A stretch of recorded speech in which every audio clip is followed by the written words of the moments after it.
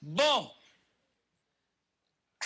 ele é um estudioso das relações entre a mente e o cérebro. Tem tanta coisa aqui, e eu estou tão curioso, uma série de coisas aqui, que nós vamos bater um papo fantástico com o médico e escritor Edson Amâncio. Vamos lá!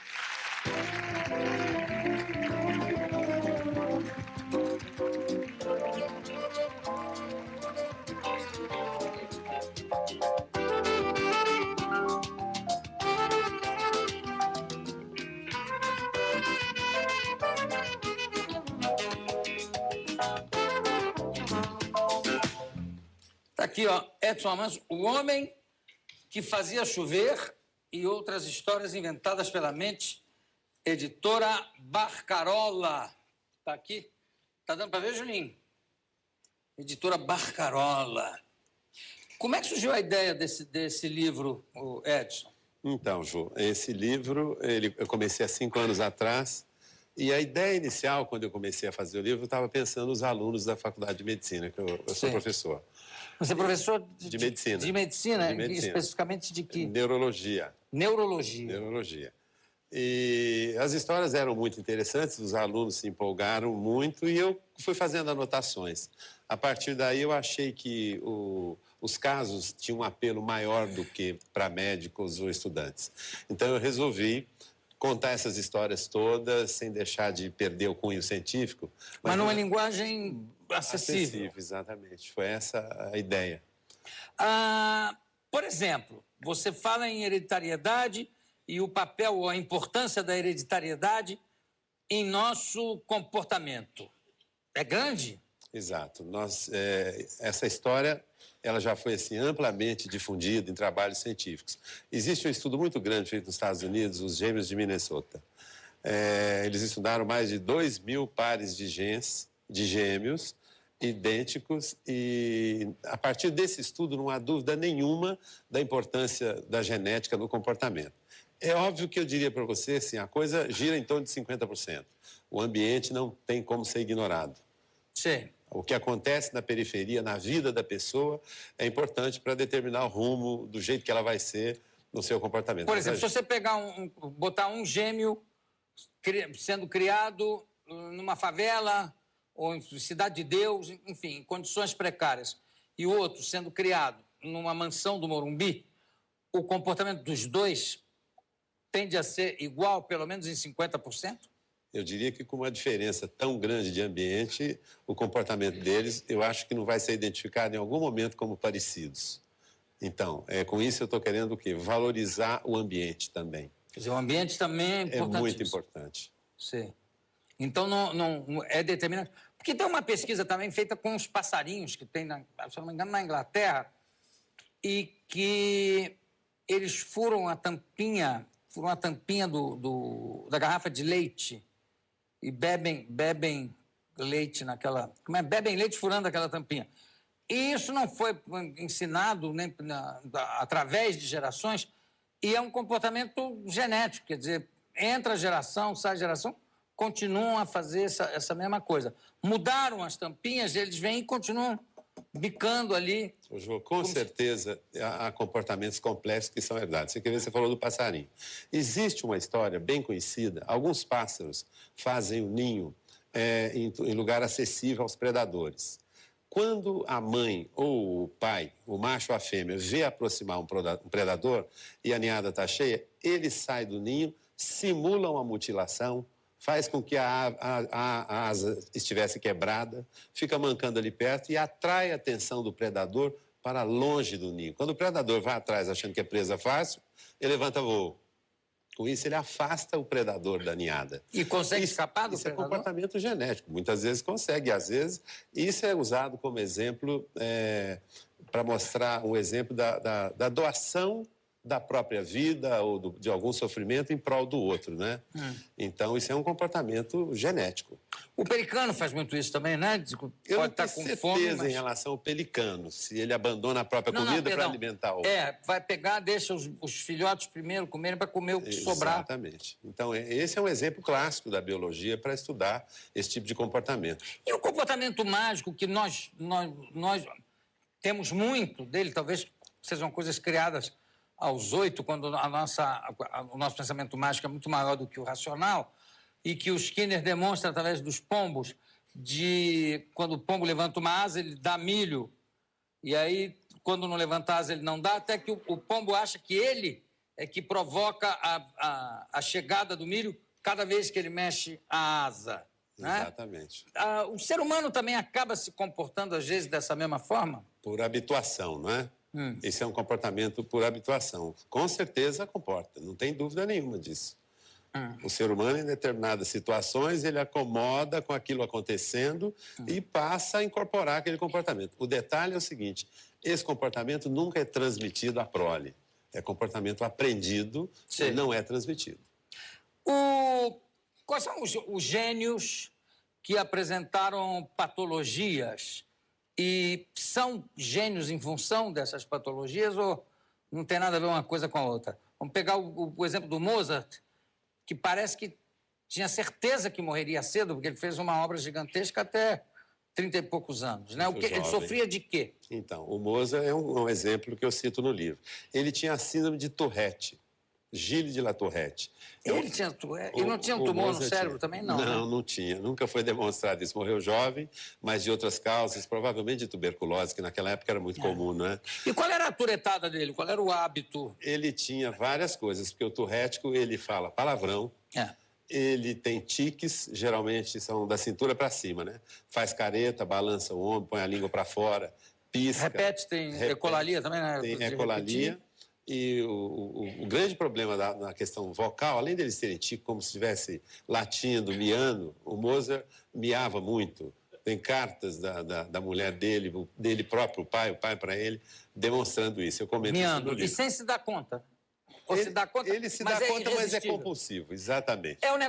O caso extremo é o negócio do palavrão, não é? Ele fala palavrão nas horas inadequadas e depois pede desculpa. Como pode ter momentos de irritabilidade exagerada, agride e depois arrepende, chora. Em criança é muito comum. O pianista Thelonious Monk chegou a um ponto que era terrível, porque é o seguinte, e que hoje confunde-se um pouco com o negócio do transtorno obsessivo-compulsivo. Ele tocava piano, levantava, dava 2 voltas em volta do piano, sentava, tocava de novo, levantava, dava mais uma volta, tocava de novo. No final da vida dele, ele estava enlouquecido com isso. Ele não conseguia não dar aquela voltinha. Isso também faz parte da síndrome de Tourette? Então, o Tourette está quase sempre associado com o toque, transtorno obsessivo compulsivo. Esse comportamento do Monk, com certeza, é um comportamento compulsivo, obsessivo compulsivo. E a gente fala em Monk, tem até na televisão hoje, tem um detetive que chama Monk também, que é portador de Tourette. O Derico é engraçado, porque uma vez estava no ensaio com eles, eu falando... Todo mundo tem um pouquinho, ou tem uma mania ou outra e tal. O Derico falou, vocês são todos loucos, eu não tenho mania nenhuma. Falei, poxa, que ótimo. Ele falou, só tenho uma, que também não conta. O que é, Derico? Eu só consigo tomar banho se antes eu lavar o braço esquerdo. Senão eu não consigo tomar... Não é, Derico? Exatamente. O que é uma coisa comum a nós todos, né? A gente só consegue também. Quer dizer, esse tipo de comportamento... É ligado ao Tourette também? O Tourético, ele quase sempre está acompanhado do toque. O toque é uma síndrome diferente, porque essa mania, ele tem a ideia obsessiva, ele não consegue se libertar daquela ideia, aí ele executa um ato compulsivo quase como uma libertação. Ele tocou na mesa, ele acha que está contaminado. Ele tem que lavar a mão em seguida. Só que ele não resolveu, a ideia continua, a obsessão continua. Continua contaminado, ele volta a lavar a mão. E se toca de um lado, tem que tocar do outro? Tem, exatamente. Às vezes, rituais, eles conferem muito, simetrias, vê uma mesa desorganizada, ele vai, pega o papel, põe certinho, fica conferindo. Você sabe que tem um ator, que eu não vou dizer o nome aqui, que sofre de toque, se você encosta nele, ele tem que encostar em você de volta. E um colega muito maldoso esperou ele estar pronto para entrar em cena, chegou perto e tocou nele todo, e saiu correndo. Ele quase enlouqueceu. É impressionante como a pessoa fica dependente desse tipo de comportamento, né? Exatamente. Ele não se liberta fácil. E o palavrão, as pessoas se assustam porque o cara está conversando normalmente assim, ô doutor, como vai? Merda, puta que pariu, filho da puta, cacete, E é irresistível mesmo, né? É irresistível. Em geral, aquilo sai como uma explosão. Ele não fica repetitivo, não. Ele está numa situação absolutamente tranquila e ele solta um palavrão. Você já teve algum paciente assim? Muitos, muitos. E, em geral, por exemplo, criança. Você leva uma criança que tem toque no Tourette no jantar, você tem que advertir bastante, porque eles têm consciência disso, sabem que está errado, só que não conseguem evitar. Então, preste bem atenção, fica calmo. Aí está brincando com outro amiguinho lá, de repente você solta um daqueles, a família toda fica arrepiada, o jantar cria aquele clima sombrio, né? Porque é uma explosão, o palavrão vem como uma explosão. Agora, é um desequilíbrio químico do organismo? Sem dúvida nenhuma. Quer dizer, é corrigível através de remédio. Com medicação e terapia cognitivo-comportamental. São as duas abordagens que mais sucesso obtém quando você pega uma pessoa com toque. E tem que ter as duas? Em geral, o resultado é muito melhor se você trata com medicamento e faz a terapia. Mas a verdade é que sem medicamento não dá para tratar, né? É muito difícil. A não ser casos muito leves, que a pessoa não está incapacitada, que não interfere na vida dela. Quando interfere, ele certamente vai querer a medicação, depois não quer soltar o remédio, porque melhora. O Derico também descobriu uma outra muito interessante e que eu compartilho, que é o seguinte: o volume do rádio ou do que estiver tocando, enfim, não pode estar quebrado, tem que estar sempre em número exato e número par, né? Exatamente. Por exemplo, tem que estar, o volume tem que estar em 38, em 40 ou 42, não pode estar em 38,5 ou em 37,9. Você não sofre disso, né? Mas aprenda, porque é ótimo. Vamos falar dos gênios. A gente falou do Mozart. Einstein. Então, o Einstein, sem dúvida nenhuma, era um gênio, né? E ele foi colocado aí a partir de uma citação. Existe uma autista americana bastante conhecida, a Grandin, e ela cita o Einstein como tendo alguns aspectos de autismo. É porque autista mesmo total ele não poderia ser. Não. É que há alguns autistas geniais. Eles são raríssimos. O próprio autismo já é um transtorno raro. Mas há autistas geniais. Então, a Grandin, ela é uma autista de alto desempenho. Tanto é que ela se formou, ela dá palestra no mundo inteiro, cuida de uma fazenda, inventou um monte de maneiras de cuidar de gado. Então, ela cita casos como o dela, né? E entre o Einstein seria o próprio Bill Gates. O autista tem um comportamento assim, ele não faz interação. Mas aí é o autista savana, é um autista... Esse é o autista savana, sem dúvida nenhuma. Especificamente um tipo... Ele tem o comportamento do autista comum, mas ele tem uma qualidade especial qualquer, bem desenvolvida. Uma específica, né? Exatamente, em geral uma coisa só. E Dostoiévski, qual é a contribuição do Dostoiévski para a neurologia? Então, o Dostoiévski, ele se tornou um personagem, vamos dizer assim, dos médicos dessa área, neurologistas e psiquiatras, porque ele tinha uma forma de epilepsia que nunca havia sido descrita antes. Ou seja, ele dizia que tinha um prazer superior ao orgasmo. É literalmente a afirmativa dele, né? Durante a convulsão. Minutos que antecediam a crise. Perdão, desculpa, sem querer interromper, já interrompendo. Mas a pessoa que tem uma crise de epilepsia tem consciência de que está tendo essa crise? Alguns no início da crise. Ah, tá. Então, a pessoa pressente que vai ter, e muitos se protegem por causa desses sinais premonitórios, né? Procura sentar ou deita no sofá, no chão. Então, Dostoiévski dizia que antes de ter a convulsão, ele tinha um prazer que ele não tinha palavras para descrever a quantidade, a intensidade do prazer. E coloca isso no Idiota. O príncipe Mishkin, que é o epilético do romance, tinha. E ele faz uma descrição minuciosa desse prazer. Então, ele faz referência a Maomé, que entendia por que Maomé dizia que visitava o paraíso em alguns segundos. Maomé era epilético, como Dostoiévski. Grandes místicos, como Maomé, São Paulo também era, né? Epilético. Então... Júlio César? Júlio César também era epilético, com certeza. Mas essa característica do prazer, porque a epilepsia sempre esteve ligada a alguma coisa extremamente desagradável, destruidora, mutiladora, incapacitante. E antissocial, né? Porque antigamente as pessoas pensavam que a baba do epilético pegava. Exatamente, que é um mito popular, que não tem nada a ver, né? Mas então ele dizia isso, colocou isso na boca desse personagem, que é o príncipe Mishkin, e no outro romance dele, Os Demônios, ele coloca um outro epilético e faz ver que aquilo podia ser um sintoma de epilepsia. É a partir do Dostoiévski que a neurologia começou a procurar entre os pacientes epiléticos, alguns que tivessem manifestação agradável. A gente vai continuar ainda, mas antes de fechar esse bloco, eu queria fazer uma pergunta. Todo mundo conversa consigo próprio?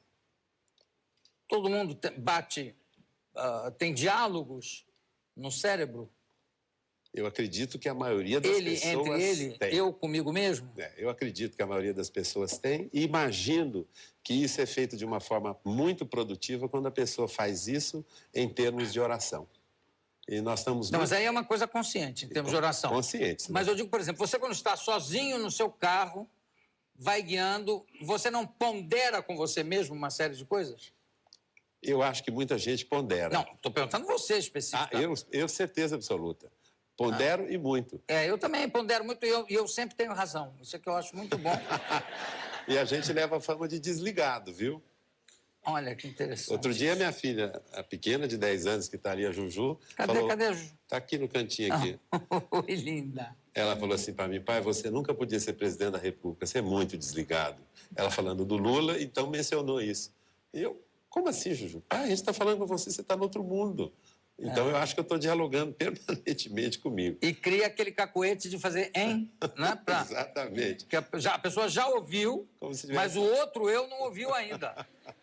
Os dois têm que ouvir. Os dois, exatamente. Ouvirem, chama a nossa vinheta. Eu vou voltar aqui com o doutor Edson Amancio, que tem o caso do homem que afirmava ter 2 esposas idênticas, síndrome de Capgras. Exatamente. Vamos lá, Willem, chama.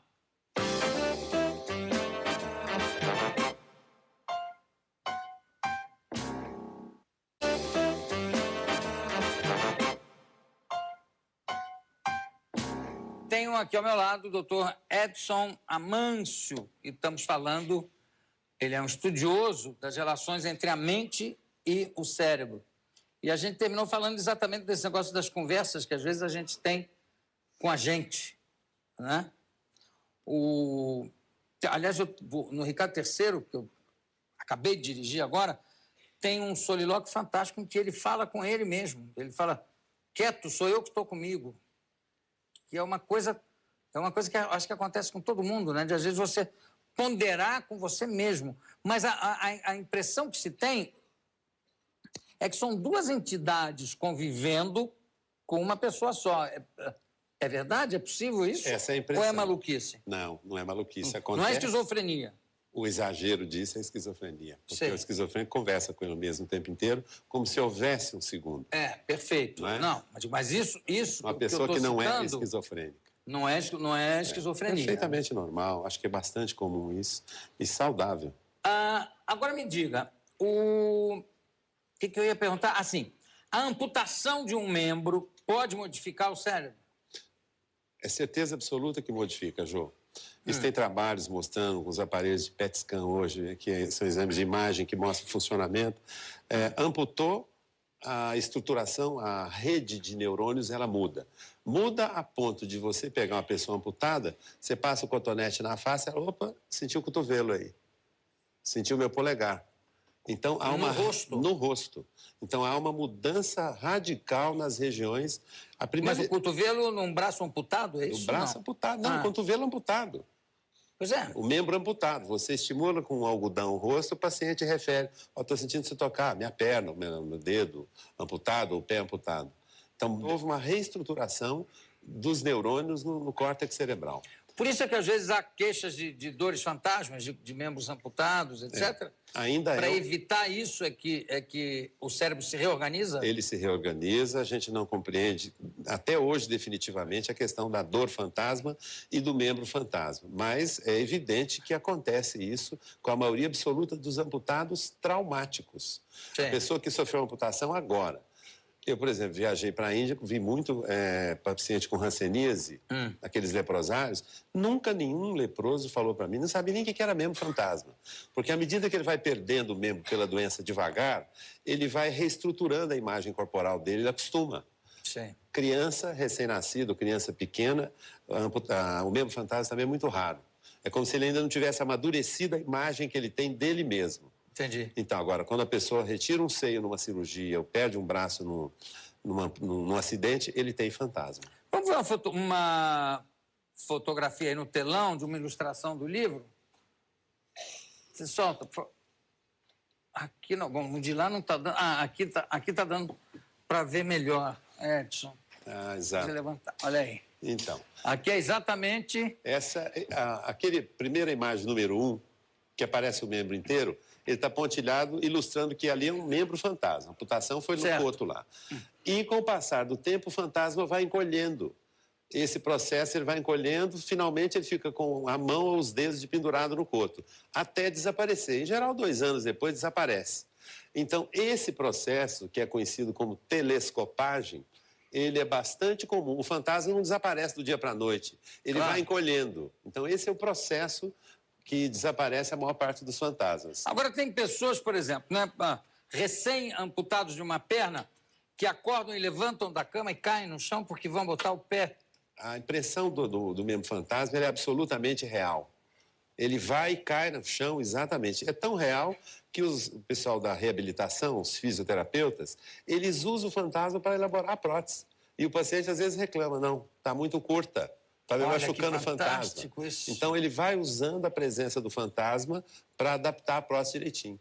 O fantasma é muito usado... Guia a prótese. Exatamente, ele guia a prótese. Então ele é uma coisa curiosa. A primeira pessoa a falar em fantasma foi Lord Nelson. E achava que isso era a prova de que a alma existia depois do corpo, né? O braço continua lá, não é matéria, mas continua. Essa era uma crença que vigorou até como meados do século XIX. O desenho da alma no corpo. Exatamente. Essa vontade de imortalizar o ser humano cria essas crenças, né? Do fantasma, inclusive. Você viajou o mundo inteiro, tendo contato com neurologistas do mundo inteiro, e na China você encontrou um neurologista que escreveu sobre Shostakovich.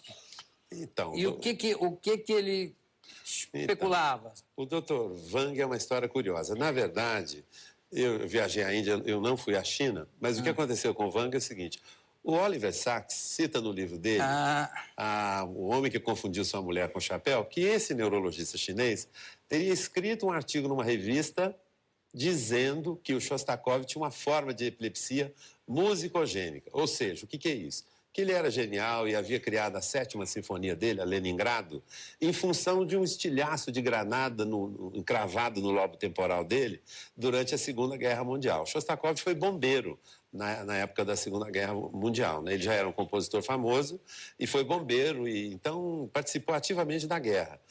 E eu fiquei intrigado com essa história. Primeiro porque o Oliver Sacks fala disso com a naturalidade chocante. Diz que ele virava a cabeça para um lado, a bala virava para um lado, espetava uma determinada região do lobo temporal e ele ficava genial e compunha e tal.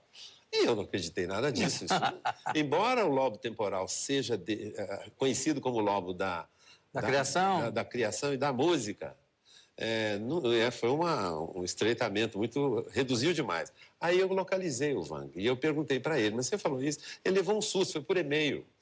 Como é que um artigo que ele escreveu na década de 80 na China me aparece? Aí eu expliquei direitinho, ele falou, olha, essa informação foi de segunda ordem, eu não tenho isso como certeza, eu não conheço bem a biografia do Shostakovich, eu fui atrás e o Shostakovich nunca levou tiro na cabeça. Então, quer dizer, esse tipo de coisa eu falo com certo empenho no livro, Jô, porque é uma maneira de que as pessoas têm de patologizar o gênio.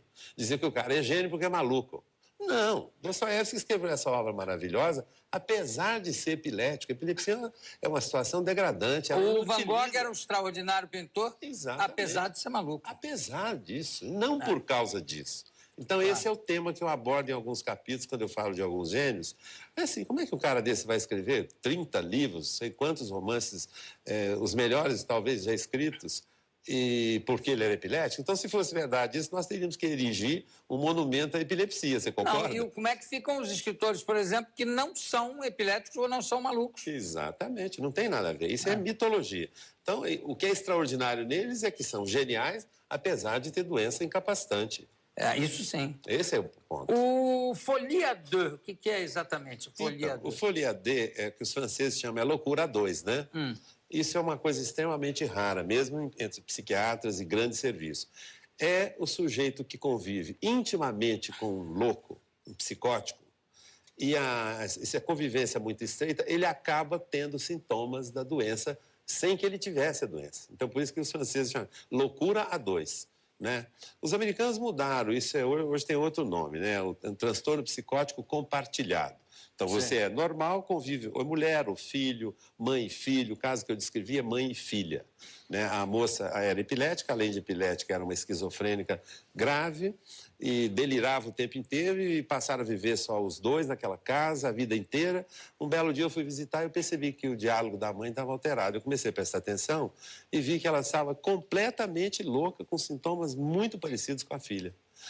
Isso está descrito. Digamos. É como se tivesse pego a patologia do outro. Isso às vezes acontece com uma família inteira, não acontece? Acontece com a mãe, família pai, inteira. filha. Contamina todo mundo. E numa escala menor, a gente vê quando é doença, sobretudo doença neuropsiquiátrica, que envolve comportamento e que as pessoas estão convivendo ali, não sabem lidar com aquilo, estão mal orientadas, isso de algum jeito as pessoas vão sofrendo modificação. Isso é bem frequente. Agora, a folia D é quando o outro fica totalmente louco, ela alucina. Essa doente achava que estava saindo fumaça da perna dela, que o demônio conversava, que queria a filha. E então ela começou a se envolver com isso de uma forma horrorosa, né? Então, o tratamento é afastar. Quando você afasta, o que é louco continua louco e o que é contaminado melhora. E fica bom. Fica bom. O problema é afastá-los. Então vou tentar afastar o sexteto um do outro para ver qual é a melhoria. A melhora que conseguimos. E também o homem que afirmava ter duas esposas idênticas. Esse é um fenômeno real do ponto de vista médico, né? Ele pode ser real na prática por aí, mas do ponto de vista neurológico é muito comum. É a síndrome de Capgras. O Capgras, o paciente é o seguinte, ele chega numa certa altura, ele transforma uma pessoa muito próxima dele num impostor, ou às vezes duplica a pessoa muito próxima, ou às vezes até a casa. Essa aqui não é a minha casa, eu quero ir embora para minha casa. Essa não é a minha mulher. Mas ela tem alguma coisa diferente da sua mulher? É igualzinha, mas não é a minha mulher. Não tem nada a ver. E o que duplica, como você sabe que a qual é verdadeira? Não são iguais? A que é verdadeira me ajuda. Eu quero levantar da cama, ela me ajuda. A outra, quando eu chego, vou tocar, ela some. Então, duplica. Então, eles têm um tipo de delírio, isso sem dúvida nenhuma um tipo de delírio. Mas é extremamente comum, principalmente em pacientes em pacientes com doença de Parkinson, depois de um certo tempo de doença, e que estão tomando um certo medicamento que é muito usado para o tratamento. Aí é a hora de você começar a retirar o remédio, às vezes eles melhoram. Agora, falando rapidamente sobre o mal de Parkinson, tem alguns casos que você, através de uma cirurgia no cérebro, isso, José, controla ou mesmo cura. Exatamente. Alguns sintomas da doença de Parkinson, como o tremor, resistente ao tratamento médico convencional, o resultado cirúrgico é espetacular. Você vê na hora, né? A pessoa na tá hora. Assim, ele é operado com anestesia local, o pessoal ele vem naquele tremor, você está com o eletrodo lá, estimula aquela área, acabou na hora. O doente vai embora no mesmo dia. Mas há muito preconceito, as pessoas, em geral, não vão, têm medo, cirurgia de crânio, vai abrir a cabeça, nada. É um furinho com anestesia local, o paciente fica batendo papo o tempo inteiro. Isso é feito em São Paulo, assim, nos grandes hospitais de São Paulo, é feito amplamente por gente especializada. E tem gente que tem resistência a isso? Os pacientes têm resistência, eu acho que alguns colegas também, acham que isso não é definitivo, mas, em geral, melhora a qualidade de vida da pessoa totalmente, né? Durante anos. Doutor, vamos falar um pouquinho agora do Scott Fitzgerald, que tem menção disso no livro Paris é uma Festa. O Hemingway fala do problema que o Scott Fitzgerald tinha de achar que o pinto dele era pequeno. E o Hemingway leva ele no Louvre, começa a mostrar o pinto das estátuas. Como é que isso também é uma mania? Então, eu usei essa história do Hemingway para ilustrar e da importância disso. Scott Fitzgerald é um escritor famosíssimo, né? Autor do Grande Gatsby, que virou filme e tal. Então, ele tinha isso, ele não se conformava, ele achava que ele tinha pênis muito pequeno. Mas não tem nada a ver com o fato da Zelda ser da mulher dele ser... Não, em geral não tem. Eu que fiz esse diagnóstico, lendo o livro, e quando o Hemingway conta essa história, eu não tive dúvida em raciocinar, nada conseguiu convencê-lo. Aí ele foi lá no banheiro, olhou, e o Hemingway, então, argumenta, não, você está normal, vamos lá ver as estátuas, porque o pai do Hemingway era médico, né? Então ele olhou, examinou, falou, não tem nada, é normal. mas ele não se convenceu. Então, isso abre o capítulo do livro para contar a história de um caso real que eu tive. Esse, então, é paciente, uma moça jovem, bonita, que achou que a bochecha tinha desabado, o busto e a nádega. Quando ela entrou e falou isso, eu já não precisei nem examinar, não precisa examinar. Eu sei que não caiu nada. E a mãe do lado fazendo negativas de que aquilo não era verdade, que ela tinha enlouquecido. Mas ela, doutor, se eu olho no espelho, eu vejo a minha bochecha está caída. Aí ela arrumou um problema real. Ela arrumou uma mola que ela colocava na boca para fazer exercício. Ela começou a ter contraturas, câimbras, e vinha um problema. Isso é a chamada dismorfofobia. Esses doentes procuram primeiro o cirurgião plástico. O cara acha que tem o nariz esquisito, que tem um olho diferente. E sabe, às vezes existe um defeito mínimo, mas aquilo ganha uma dimensão, e não há dúvida que é uma modificação da percepção dele da imagem corporal. Eles vão no cirurgião plástico. O cirurgião O problema é da autoimagem também? É da autoimagem, é uma deturpação. E essa moça, o que você fez com ela? Melhorou fácil. Em 3 meses ela estava livre. Mas também com medicação. Com medicação. Ali certamente aconteceu uma avaria qualquer no circuito neuronal da cabeça dela que fez essa imagem. Não é trauma, não é história de vida, não. Ela tinha ali um problema neurológico, neuropsiquiátrico, sem dúvida nenhuma. Melhora com medicação. Ela se achava toda despencada. Muito comum em adolescente, acha que tem espinha demais, que o nariz é grande demais, que a bunda é curta ou que a perna é fina. Bunda curta eu nunca ouvi falar. É? Bunda curta? Mas ele sofre, viu, Jô, com isso, viu? Não, evidente. E já que estamos falando dessa coisa, dessa coisa obsessiva, existe também em relação à magreza, porque toda mulher que eu encontro, eu digo que está bonita, toda mulher precisa perder 2 quilos. Não tem uma que não precisa perder 2 quilos, sempre. Essa obsessão pela magreza excessiva também não se torna quase uma coisa perigosa? Não pode se transformar em anorexia, etc? Claro, a anorexia já é uma forma, uma variante dessa doença, não tem dúvida nenhuma. Ela nunca está satisfeita com o corpo que tem, ela vai perder. E o contrário, né? O halterofilista também, que acha que nunca está bom, aquilo vai crescendo, crescendo. Essa moça, quando eu atendi, ela fez uma pergunta capital, ela me balançou. Ela falou assim, você já viu alguém ter dismorfofobia para melhor? O cara se olhar no espelho, como eu estou bonito hoje, que maravilha, né? E o exemplo que eu cito, né? Um gordo que sofreu torturantes dietas a vida inteira, levanta de manhã, como eu estou fininho hoje. Ela me perguntou isso. Não, eu me olho no espelho e me acho lindo, sempre. Mas eu não acho que você tem dismorfofobia, não. Mas não tem isso, né? Do cara tem. que se acha, levanta e diz, hoje eu estou magérrimo. O gordo que levanta e... Não. É sempre uma coisa... Ela é negativa. Negativa. É. Até ser descrita essa história que é recente, essa coisa da dismorfia corporal. É o cara que vai para o halterofilismo, querendo se transformar, vamos chamar de bonito isso, não sei se seria a palavra, mas ele quer cada vez mais, ele sempre acha que ele pode mais.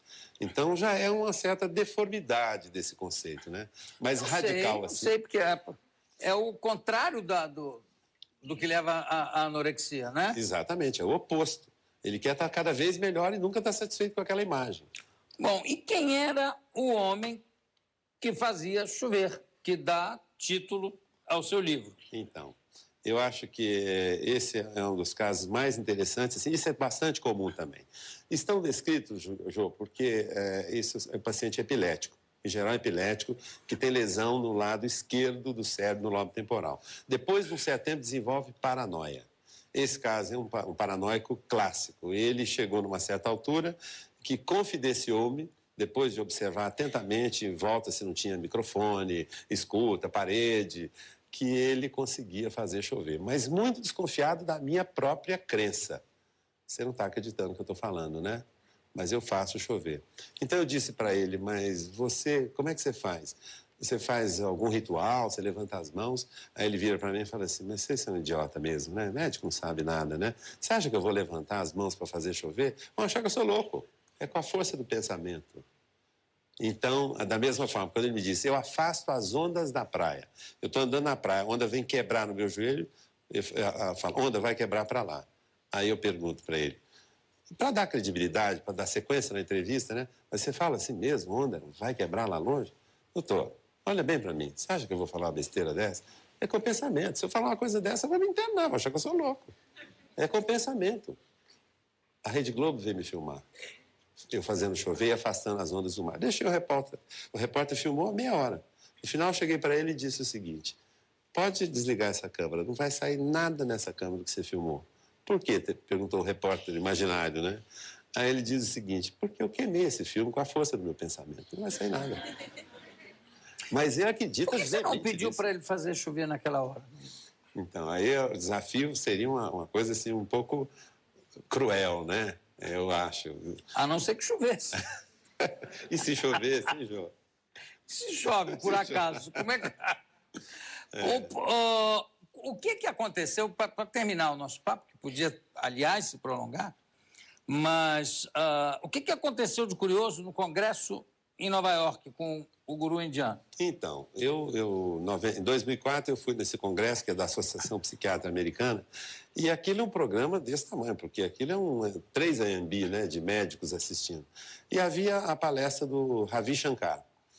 E eu achei curioso, num congresso de psiquiatria, cheio de médicos, neurologistas, aparelhos os mais modernos, que houvesse um guru indiano. Eu fui. Então, aquilo lotou uma plateia de 2.000 pessoas naquela sala, e ele falou lá, um verdadeiro guru, fez lá 2 minutos, ele criou uma forma de yoga. Então, ele não é o músico, é um Não, é um homônimo dele. Esse é Ravi Shankar, o nome dele. Ele falou, vamos partir para a prática. Vocês deixem as sacolas, desabotoem os cintos, relaxem. E ele começou a fazer uma meditação que ele costuma fazer lá no grupo dele. E então, o que ele fez? Daqui a 10 minutos de entoando mantras, de vez em quando ele intercedia com uma frasezinha, ele botou 2.000 médicos para dormir naquela sala. Eu acho que eu fui um dos únicos que não dormi. Não por descrença, mas eu estava querendo ver aquela plateia de médicos adormecer ali. Todo mundo dormiu, uma coisa absurda. Eu fiquei muito curioso, e por isso que eu cito ele no livro, eu fui procurar saber quem é o Ravi Shankar. O grupo dele foi analisado com PET scan, que é esse aparelho que mostra o cérebro, lá na Colômbia. Então, eles mostraram que o tipo de meditação que ele faz modifica o funcionamento cerebral e, com certeza, depois de um certo tempo, modifica morfologicamente. Faz alteração na estrutura do cérebro. Mas por que não colou com você? Eu não estava atento. Eu estava olhando a plateia. Você sabe que tem o caso de um hipnotizador mexicano, que ele entrava no palco e dizia riso, e a plateia imediatamente despencava a rir sem parar. Aí ele dizia assim, agora choro, e todo mundo chorava. Um dia ele foi entrar em cena, tropeçou, falou, merda, levaram 3 meses para limpar o teatro. Ô, doutor Edson Amâncio, obrigadíssimo pela sua presença.